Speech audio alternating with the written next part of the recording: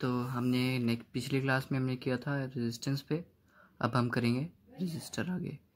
तो अब रेजिस्टर क्या है कि उस कितना रेजिस्टेंस है उसको बताने के लिए हम क्या यूज़ करते हैं, रेजिस्टेंस। कोई भी बड़ा सर्किट हो, आप कोई भी सर्किट उठाना, ठीक है, आपको मेन कंपोनेंट उसमें रेजिस्टर ज़रूर मिलेगा। तो अब हम देखते हैं रेजिस्टर होता क्या है।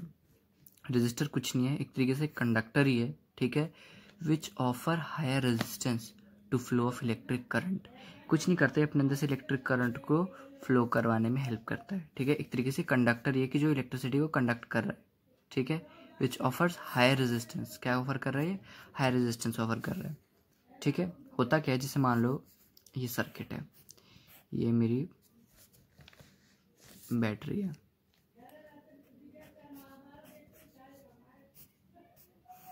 ठीक है, कि अब क्या हुआ, करंट पास हुआ, ठीक है।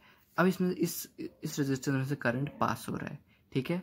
तो अब इसकी ये जो रेजिस्टर होता है, क्या रेजिस्टर, कुछ ना कुछ इसका रेजिस्टेंस होता है, कुछ ना कुछ इसकी वैल्यू होती है रेजिस्टर की। जैसे मान लो हम कुछ भी स्पेसिफाई करते हैं 2 ओम, ठीक है, 3 ओम, कुछ भी ऐसे कोई भी ओम में होती है इसकी वैल्यू रेजिस्टर की, ठीक है।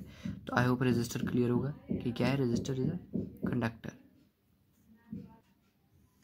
अब हम पढ़ेंगे कॉम्बिनेशन ऑफ रेजिस्टर। हमने पढ़ लिया रेजिस्टर क्या होता है, यहाँ पे हम कॉम्बिनेशन ऑफ रेजिस्टर्स को पढ़ेंगे। जैसे कि हम जानते हैं कि अगर मुझे किसी तरीके से 8 बनाना है तो मैं 4 + 4 भी लिख सकता हूँ, 8 के बराबर होता है ना। मैं लिख सकता हूँ 2 + 6 भी जो है वो 8 के बराबर होता है। तो ऐसे डिफरेंट कॉम्बिनेशन है, ऐसे रेजिस्टर्स के भी डिफरेंट कॉम्बिनेशन है। जैसा कि पहला कॉम्बिनेशन है, हम इनको बात करते हैं सीरीज में। सीरीज में मतलब कि हम जो है सारे रेजिस्टर को एक ही लाइन में जोड़ देते हैं, एक साथ में जोड़ देते हैं। रेजिस्टर 1, रेजिस्टर 2, रेजिस्टर 3, रेजिस्टर 4, ये क्या है, इनका रेजिस्टेंस है, रेजिस्टर का रेजिस्टेंस है ये R1 R2, ठीक है। बट इसको हमने नेम दे दिया रेजिस्टर 1, रेजिस्टर 2, रेजिस्टर 3, ठीक है। बैटरी से कनेक्ट कर दिया, स्विच से लगा दिया।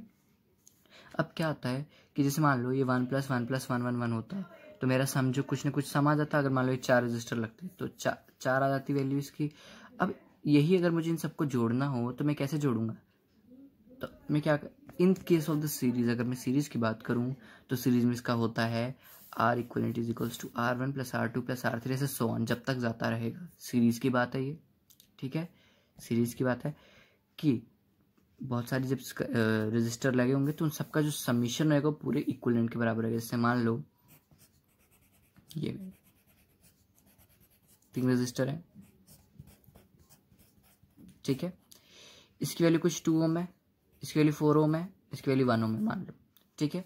अब मैं देखता हूँ कि ये सीरीज में, मुझे पता चल गया कि हाँ ये सारे कनेक्शन जो है वो सीरीज में है। तो सीरीज में R इक्विवेलेंट क्या होता है, R1 + R2 + R3, या ऐसे सॉन जितने भी रजिस्टर लगे हुए हैं। तो इधर 3 रजिस्टर लगे हैं तो 3 R इक्विवेलेंट, इन सबको ऐड कर दो, 2 + 4 + 1 किसके बराबर आएगा इनका सम, 7 ओम, ठीक है। टोटल कितना आ गया, 7 ओम। तो ऐसे कैलकुलेट करते हैं। एक इंपॉर्टेंट नोट है, वेरी इंपॉर्टेंट नोट है, the current is same in every register in the series connection. कि अगर मैं करंट इसमें बात करूं, करंट की इसमें बात करूं, करंट की इसमें बात करूं, हर एक केस में करंट सेम रहेगा। अगर यहाँ पे करंट आए है, इस पूरे सर्किट में अगर करंट आए है तो इसमें भी करंट आया रहेगा, इस रजिस्टर में भी करंट आया रहेगा, इस रजिस्टर में भी करंट आया रहेगा, इस रजिस्टर में भी करंट आया रहेगा। ये क्या नहीं बात है, ये तो फ्लो ही करा रहे करंट को ना, तो इसको ये करंट क्यों रखेगा, ये करंट को जितना करंट है उतना पास कर दे। मान लो 5 एम्पियर करंट है तो 5 एम्पियर सबके पास होगा, 5 एम्पियर इधर, 5 एम्पियर इधर, 5 एम्पियर इधर, ठीक है। अब हम लगाते हैं प्रूफ, देखते हैं कि इसका प्रूफ कैसे आया। तो अब हम इसकी डेरिवेशन पे आते हैं। हम सब ने अभी ओम्स लॉ पढ़ा था पहले, बहुत इंपॉर्टेंट लॉ है, इसको याद करके रखना ओम्स लॉ, ठीक है। बेसिक लॉ है एकदम, और वेरी इंपॉर्टेंट लॉ है 10th क्लास के लिए, तो आना ही आना एग्जाम में, वी टोटल। अब हम देखो क्या करते हैं कि अब जैसे ये सर्किट है तुम्हारा, ठीक है, ओम्स लॉ बहुत इंपॉर्टेंट लॉ है, पहले बता दिया मैंने। अब देखो कि जैसे मान लो इस सर्किट है, ठीक है, इस सर्किट में कुछ ना कुछ वोल्टेज निकल रहा है। मैंने जो इंपॉर्टेंट नोट की बात हुई थी तो मैंने ये तो नहीं कहा था कि वोल्टेज भी सेम रहेगा, करंट सेम रहेगा, लेकिन इसमें सीरीज में वोल्टेज सेम नहीं रहेगा। क्या सेम रहेगा, current would be the same but the voltage would very. Voltage क्या होगी, वोल्टेज की जितनी भी वैल्यू होगी वो सब वेरी करती रहेगी, ठीक है। अगर यहाँ वोल्टेज लेट द वोल्टेज यहाँ पे जो है V1 है, यहाँ पे V2 है, यहाँ पे V3 है, ऐसे सो ऑन Vn तक है। तो अगर मुझे वोल्टेज का सम करना तो वोल्टेज का सम मैं ये लिख सकता हूँ V1 plus V2 plus V3 up to so on Vn तक V टोटल। क्लियर। तो अब क्या करूंगा मैं कि देखो अब इस हर एक V1 के लिए ओम्स लॉ लगाओ। ओम्स लॉ पढ़ा है सबने, इससे पहले अगर नहीं पढ़ा तो इससे पिछली वाली वीडियो में हमने ओम्स लॉ डिस्कस किया था, प्लीज उसको जाके एक बार अच्छे से पढ़ लेना, ठीक है। हमने पढ़ा V equal to I R Ohm's law है। अब इस V1 को देखो, इस V1 की जगह मैं लिख सकता हूँ I1 R1 ओम्स लॉ से, V2 की जगह I2 R2, V3 की जगह I3 R3 और Vn की जगह IN RN। किससे लिखा मैंने, ओम्स लॉ से। ये इसकी डेरिवेशन है, ध्यान से, ठीक है। Since current is same in series connection, कभी भी सीरीज कनेक्शन में क्या सेम रहेगा, करंट। तो जो भी मेरा करंट है I1 I2 सब I के बराबर होंगे, I1 I2 I3 सब किसके बराबर होंगे, I के बराबर होंगे। तो अब देखो इस I1 की जगह पे मैं लिख सकता हूँ I, इस I1 की जगह मैंने लिख दिया I, इस I2 की जगह पे मैं लिख सकता हूँ I, इस I3 की जगह पे मैं लिख सकता हूँ I। तो सबकी जगह पे I, तो I मैंने क्या निकाल लिया, कॉमन, I कॉमन है, ठीक है। ध्यान से देखना, जो भी रेजिस्टेंस बचा उन सबको एक ब्रैकेट में डाला, R1 प्लस R2 ऐसे सो ऑन Rn तक, क्योंकि हम n रेजिस्टर्स की बात कर रहे हैं, ठीक है। अब देखो ये V टोटल है, इस V टोटल में जो है वो ओम्स लॉ लगाओ। इसके लिए भी क्या होगा, I टोटल R टोटल, ये I क्या है, I टोटल ही तो है, तो ये I टोटल ये कट जाएगा I, ठीक है, क्योंकि दोनों ही सेम है करंट, ठीक है। तो अब अब दोनों कट गए, जैसे ही कटा तो R टोटल कितना आ गया, R1 plus R2 plus R3 up to so on, और यही R इक्विवेलेंट है, ठीक है। ये R टोटल ही R क्या है, R इक्विवेलेंट। तो ये सीरीज का कनेक्शन निकाल लिया आपने। अब आगे देखो पैरेलल का, जल्दी जल्दी हम पैरेलल समझ लेते हैं। ये होता है पैरेलल कनेक्शन, पहला सीरीज कनेक्शन, दूसरा कौन सा कनेक्शन है, पैरेलल कनेक्शन। पैरेलल कनेक्शन में ऐसे रेजिस्टर्स जुड़े होते हैं साथ में सब, इसका R इक्विवेलेंट निकल के आता है this the reciprocal of equivalent of resistance is equals to the sum of the each resistor, sum of the reciprocal of the each resistor.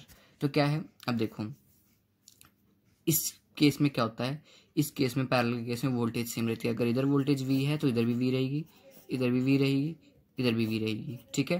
तो अब देखो इधर ही हम जैसे उस केस में हमने V को किया था, इस केस में हम किसको करें, I। तो I तो चेंज होता रहेगा, मैंने क्या बोला, V सेम रहेगा बट I वुड चेंज। तो अब देखो I को मैं लिख सकता हूँ I1 प्लस I2 प्लस ऐसे सो ऑन IN तक, ठीक है। ओम्स लॉ लगाओ, V इक्वल टू IR। अब मैं लिख सकता हूँ I is equals to V upon R। तो जहां जहां I1 I2 ऐसे सो ऑन है वहां पे मैं लिख दिया V1 upon R1, V2 upon R2 ऐसे सो ऑन Vn अपॉन Rn। मैंने बोल दिया कि पैरेलल कनेक्शन में V जो है तुम्हारा वोल्टेज जो है वो पोटेंशियल डिफरेंस जो है वो सेम रहेगा। तो अब इस V1 की जगह देखो, ध्यान से देखना, इस V1 की जगह मैं लिख सकता हूँ ये V, इस V2 की जगह मैं लिख सकता हूँ V, इस Vn की जगह मैं लिख सकता हूँ V। तो अब देखो क्या किया मैंने, सब V को कॉमन निकाल लिया, ब्रैकेट में ये बच गया। अब देखो इस I टोटल को लिख सकता हूँ ओम्स लॉ से, V इक्वल टू I और ओम्स लॉ होता है, ठीक है। अब इस I की जगह लिख सकता हूँ V अपॉन R, ठीक है। इस R को उधर ले गए, बस कुछ नहीं किया हमने। तो इस I टोटल लिख सकता हूँ मैं V total upon R total, ठीक है। V टोटल क्या है, V है, तो V टोटल और V कट गया, आपका R इक्वलेंट आ गया ये R1 upon R1 plus R2 ऐसे सो ऑन, ठीक है। इन दोनों को आपने याद रखना है। अब देखो जैसे मुझे ये कैलकुलेट करना हो, कैसे कैलकुलेट करूँगा मैं, इसमें मान लो मुझे पता चल गया कनेक्शन जो है वो पैरेलल में, ये 2 ओम, ये भी 2 ओम, ये भी 2 ओम, ठीक है। तो अब मुझे इनका R इक्विवेलेंट निकालना हो, तो 1 अपॉन R इक्विवेलेंट किसके बराबर होता है, 1 upon R1 plus 1 upon R2 plus 1 upon R3, 3 register है, ठीक है। अब देखो R1 की वैल्यू कितनी है 2, R2 की वैल्यू कितनी है 2, R3 की वैल्यू कितनी है 2, ठीक है। अब मुझे इनका एलसीएम लिया मैंने 2, 1 plus 1 plus 1, 1 upon R equivalent है ये, ठीक है। ये हो गया 3 अपॉन 2, ठीक है।